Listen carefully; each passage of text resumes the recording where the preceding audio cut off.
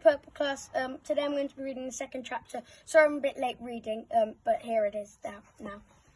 The next day, Bertie overheard Mrs. Nicely talking to his mum about the party. It was just as he feared. He was the only boy invited, along with 6 of Angela's friends. Angela is so excited about Bertie coming, said Mrs. Nicely. I think it's so sweet she's invited her little boyfriend. Bertie was nearly sick. Boyfriend? Yuck! He wasn't Angela's boyfriend. If his friends ever heard about the party, they'd make fun of him for weeks. He wasn't going, and that was final. If his mum wouldn't think of an excuse, then he'd have to invent one himself. When it came to cunning plans, Bertie was a master. In his room, he searched under the bed for the shoebox where he kept his top secret possessions. He pulled out a notebook and began to write a list. Brilliant excuses for not going to a party. A crocodile bit my head off and I'm not talking to anyone. I've got a rare disease called partyitis, which brings me out in terrible spots. I had baked beans for breakfast, lunch and supper. I think you know what that means.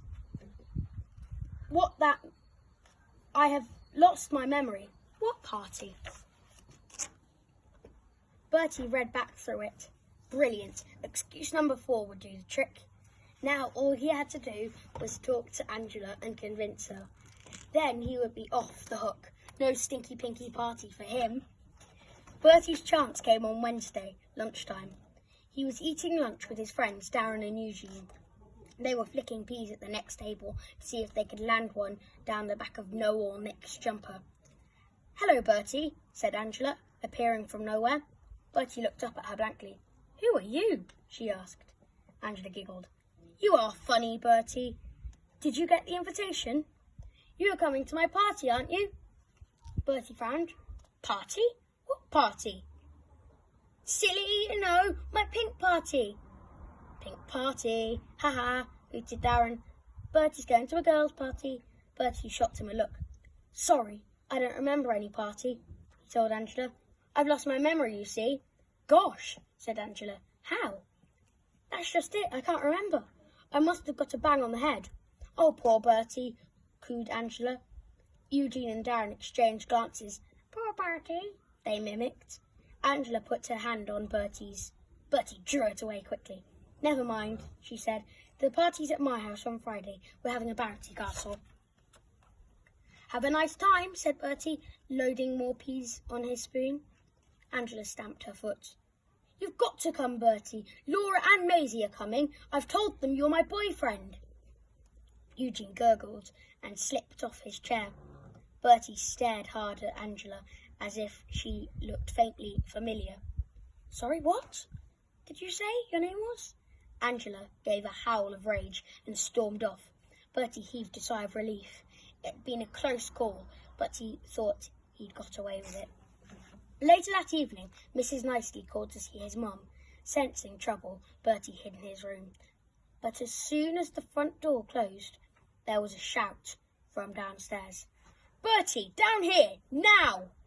Bertie slunk downstairs. Right, said Mum. What's this about losing your memory?